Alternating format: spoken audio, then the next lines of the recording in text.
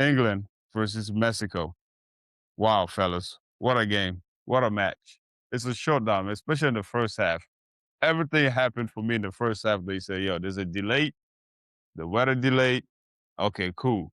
But the Mexican fans, man, the host team that actually give real fight. One went wrong for Mexico or one went right for England, whatever is the question is. But this game right here is going to go down in history. Mexico should be proud of themselves.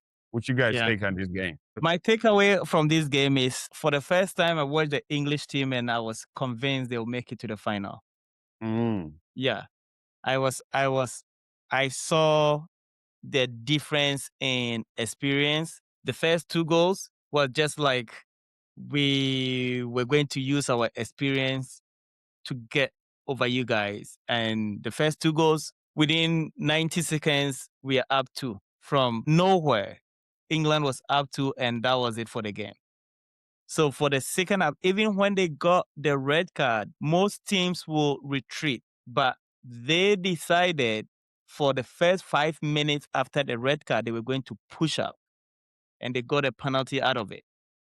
And from there on, it was more of sacrifice, put your body on the line. And this is when I look at it and I go, does the English media talk too much? Because they had all the criticisms on what the kind of players that Tuchel brought to the World Cup.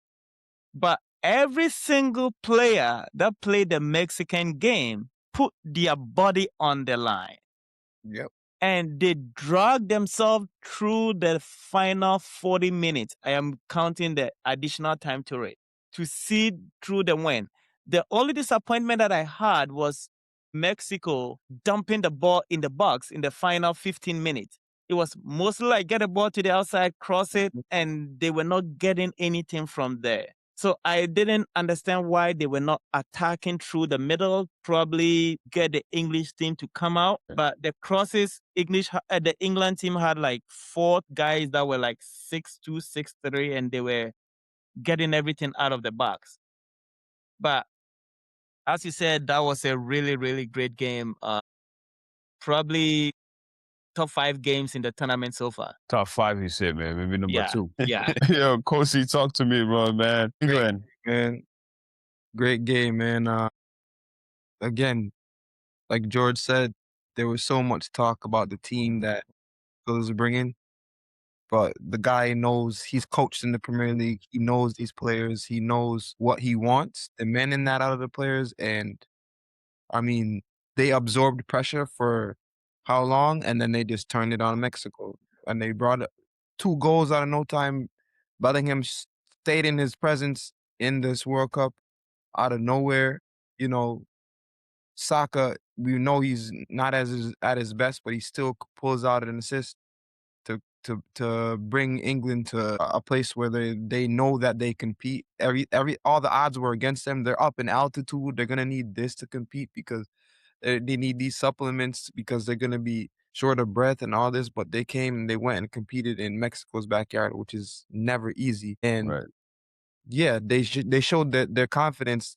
These players playing most of the players playing the EPL week in, week out, they're battle tested. They know the lengths of the game.